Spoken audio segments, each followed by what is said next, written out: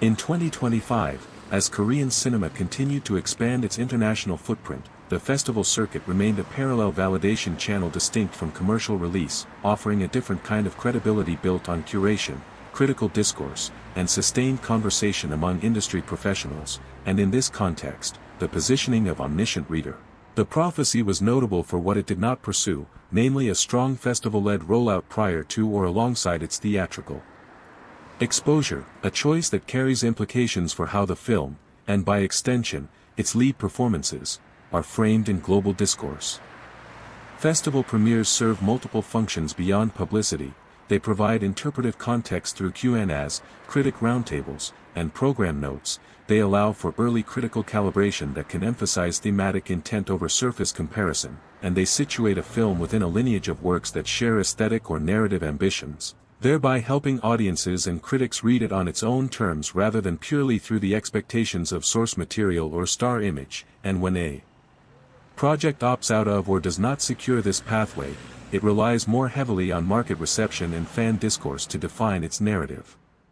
For Lee Min-ho, whose global recognition ensures baseline visibility, the absence of a festival-mediated framing means that his performance is less likely to be contextualized within a critical vocabulary that highlights nuance, and more likely to be evaluated within the faster, more binary channels of opening week discourse, where judgments are compressed and often anchored to immediate impressions, comparisons, and adaptation fidelity debates, which can overshadow subtler aspects of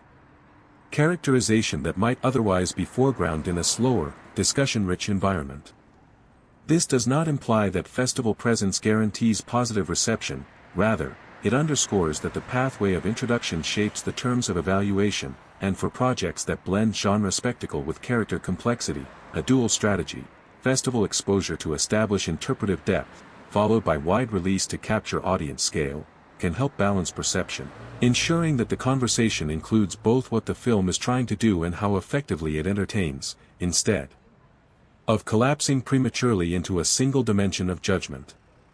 In the current phase of Lee Min-ho's career, where the objective includes not only maintaining visibility but also recalibrating artistic perception, participation in projects that engage with festival circuits, or adopting release strategies that incorporate critic-forward framing, could provide an additional lever for shifting discourse, allowing performances to be read with greater granularity and reducing the likelihood that they are subsumed by broader debates about adaptation or box office. Therefore, the festival gap is not merely a scheduling detail, it is a context deficit that influences how work is interpreted, and in a media environment where first impressions solidify rapidly, controlling the context of those impressions becomes as important as the content itself.